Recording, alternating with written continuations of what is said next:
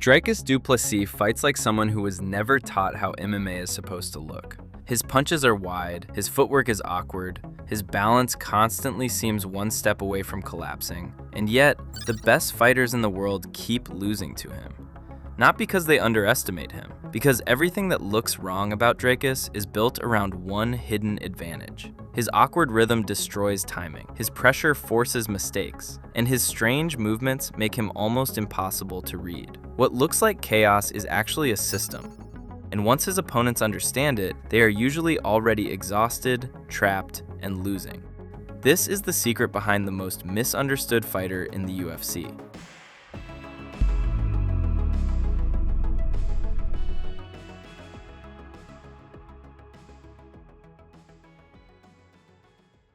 Before the UFC, Dricus was fighting in South Africa on the regional circuit, mostly for a promotion called EFC. Almost nobody in the UFC's core fanbase was watching that tape. It wasn't on the radar the way American regional shows are, the way Contender Series guys get clipped and studied before they ever sign. Compare that to the usual path a middleweight champion takes. Guys come up through American Top Team or Jackson Wink. They spend years getting punched by ranked killers in the gym before they ever get a title shot in the cage. By the time they're fighting for a belt, there's film, there's a pattern. Analysts have years of sparring partner interviews and camp footage to build a scouting report from. Dricus didn't have that pipeline, so when he showed up in the UFC, the scouting reports on him were thin. And that's not a knock on the analysts. It's just what happens when a fighter comes from outside the system everyone already tracks. Opponents built game plans off incomplete information, because incomplete information was all that existed. And then you actually watch him fight, and the read gets worse, not better. His guard sits low. He throws wide shots that don't look like anything out of a boxing manual. He walks forward in ways that ignore the distance management most strikers treat as gospel. If you showed his tape to a striking coach with no context, they'd point at 10 different things and call them mistakes. Here's the misread, and this is the whole thesis of this breakdown. People looked at Unpolished and read it as beatable. Those are not the same thing. Unpolished means it doesn't look like the textbook. Beatable means someone can actually solve it. The UFC, the analysts, the fans, they collapse those two ideas into one. And that collapse is exactly where the story gets interesting. Because his first real test in the UFC didn't wait around.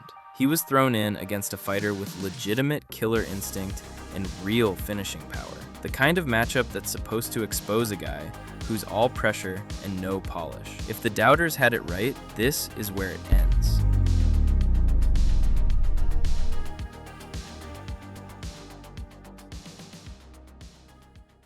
Start with Marcus Perez, because before anyone was talking about Whittaker or Strickland or Adesanya, this is the fight that should have told people something. Dricus put him away cold. That's the part people skip over when they call his style unpolished. Unpolished doesn't finish fights like that.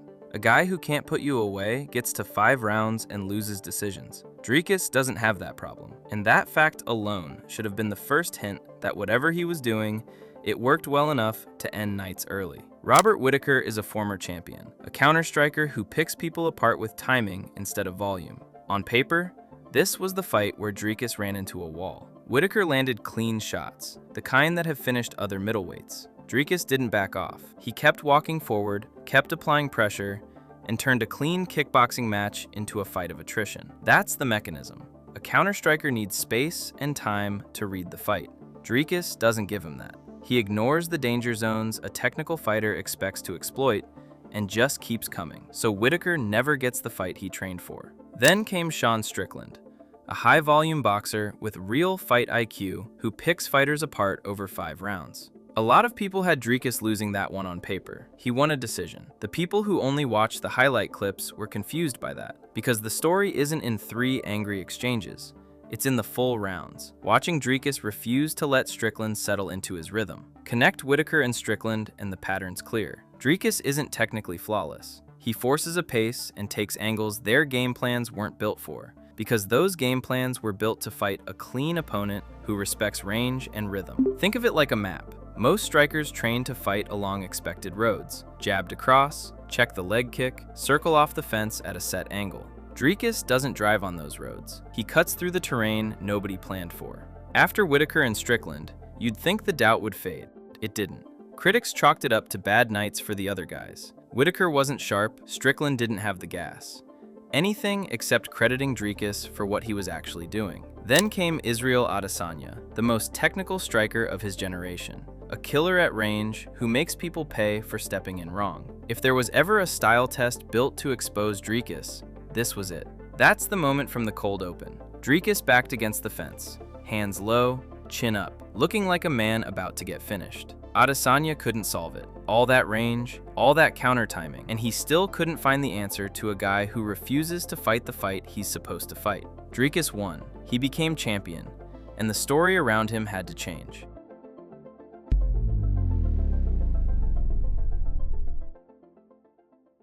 Whittaker's a counterpuncher. Strickland's a volume boxer. Adesanya's a range killer. Dricus solved all three the same way, just by completely throwing them off. Constant pace, awkward positioning that's actually calculated, and a chin that lets him take shots that other fighters get knocked out cold for taking.